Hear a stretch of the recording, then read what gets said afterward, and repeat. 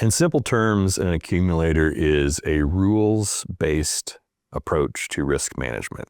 What we'll do when we use accumulators is dedicate a known number of bushels to this contract, and that contract will move throughout a period of time that we define, performing exactly the way we intended it to on day one.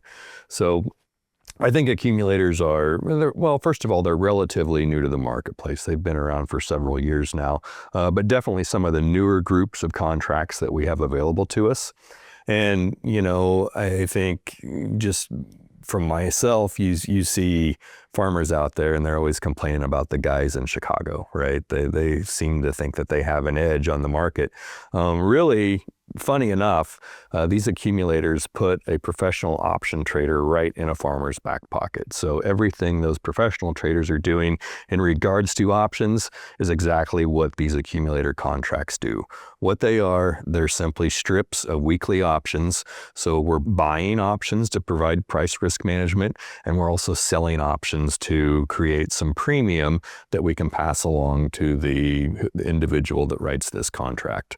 That brings up a huge benefit of accumulators. In most cases, we're going to be accumulating sales at a premium level based on where the market is trading when we write that contract. So that is a huge benefit to accumulators, but there's also some risk to them, and we're going to talk about those as well. Obviously, if we're going to accept that premium price, we know that we're going to have to give something up in order to accept it, and that's going to come with also some predefined levels of risk that we include back into that structure.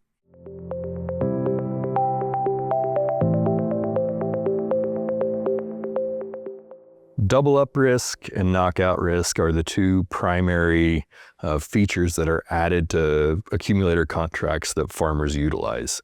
And the name kind of says it all. How an accumulator typically works, let's just take a very simple example. We have 10,000 bushels that we want to enroll in an accumulator that's going to go for the next 10 weeks. They can certainly be longer than that. In fact, that's where we really see some benefit with accumulators. But for the sake of simplicity, let's say 10,000 bushel, 10 weeks.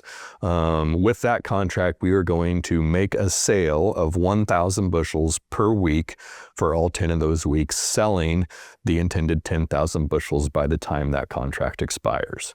Now, when it comes to double up risk, that's going to depend on what type of contract we use. But let's say there's a risk of that contract doubling up every week. If the market would trade above that accumulation level where we are accumulating sales in any 1 week, then instead of pricing 1,000 bushels, we would price 2.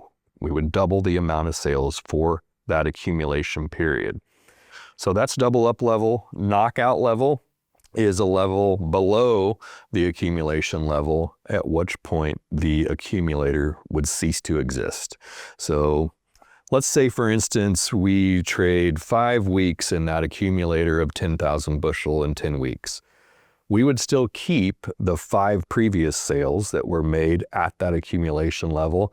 But on week 5, if that knockout level is hit, then the accumulator ceases to work. So it disappears and no further accumulations will be priced.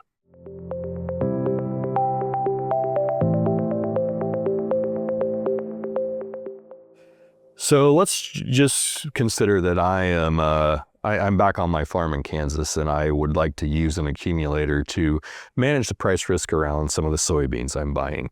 What I would need to do is call StoneX Commodity Solutions, my broker at StoneX, a grain originator that offers this type of contract, and let them know how many bushels I want to enroll in this particular product that I want to use.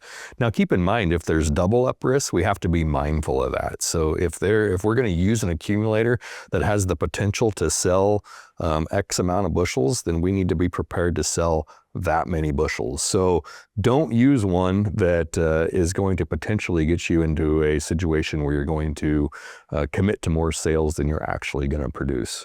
After doing that, I would need to define the time that I want that accumulator contract to accumulate in. Now, these are all going to be tied to a benchmark price, which is a futures contract. But part of the glory of the OTC market is that we're not bound to those terms of those futures contracts. So if I wanted to start this particular accumulator 2 weeks from now and end it 3 weeks before the futures contract goes into delivery, I could certainly do that. From that point on, it's just going to be those bushels I enrolled divided by the amount of weeks that are in that contract, and that's how much I'm going to sell in every accumulation period. Now, generally, these are done weekly with producers such as yourself, but always keep in mind that if you choose to, they can accumulate daily as well.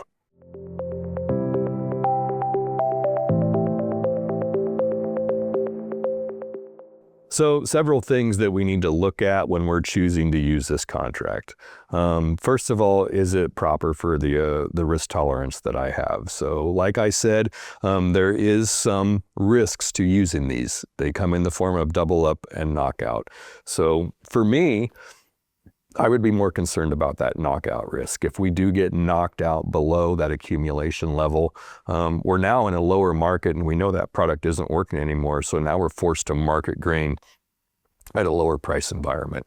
Of course, the market could rally as well. We could be in a position where double ups are occurring.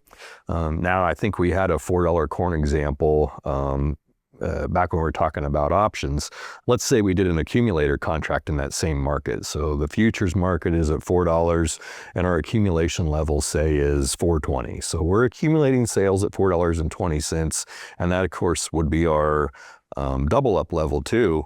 Now, if we got doubled up when we got a double up when the market was at 422, it probably wouldn't feel so bad. But if the market rallied to $6, and we would be making twice the amount of sales we'd intended to at 420. So that could be a tough pill to swallow.